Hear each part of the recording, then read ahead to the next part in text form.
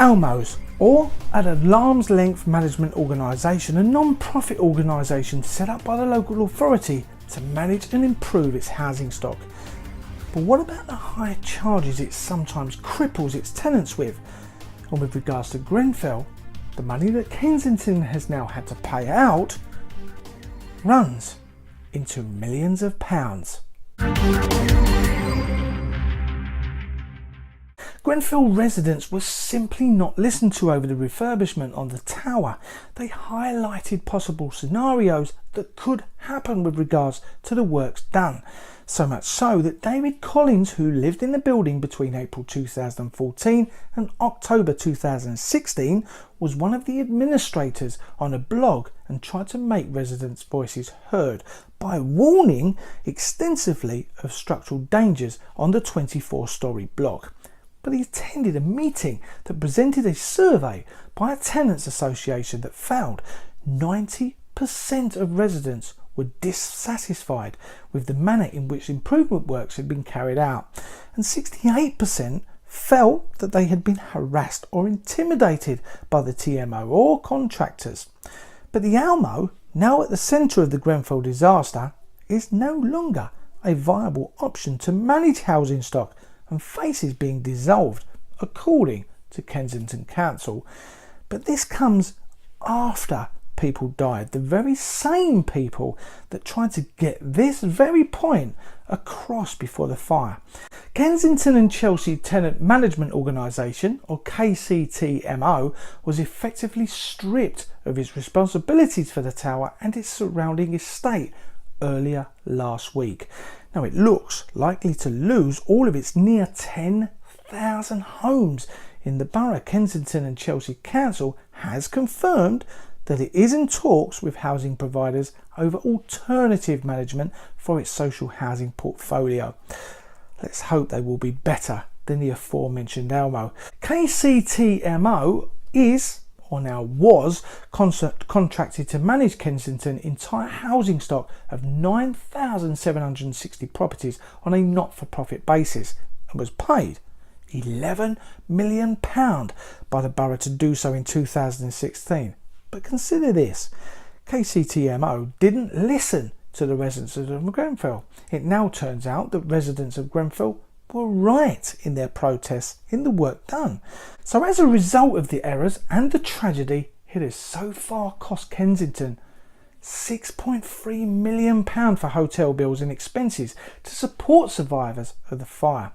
Had both the council and KTCMO listened to the residents, the things that were needed to put right may well have arguably amounted to a fraction of what they have paid out so far. £4.2 million spent in emergency accommodation, £1.46 million spent in grants for community projects, and £500,000 spent on governing basic needs for survivors of the fire, and £0.1 million spent on staff to support those affected.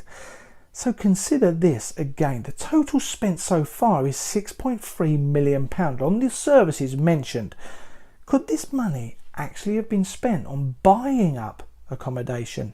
If you take the money spent on just getting rooms in hotels as an emergency, and some 10 weeks later there are still residents in hotels, but take that sum alone, new data acquired by the Press Association actually shows that a total of £4,259,172 was spent on rooms in 49 hotels between the night of the fire and August 21st.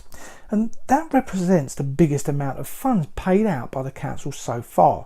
Surely small flats could have been bought and allocated to residents with that money. Or does the council just not want to place these residents back in the borough, giving sustenance to what everybody or most people are saying about social cleansing?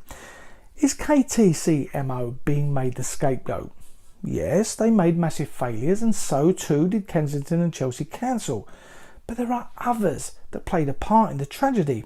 Conservative members sat on fire regulation reports for ages. Have they been made to answer? As far as I'm aware, not as yet. Council members have resigned, but have they been made to answer? I mean, really made to answer. It's fine and right to remove KCTMO from any involvement in any tenancies, but in my view, no one person or organisation should be singled out when there are many involved.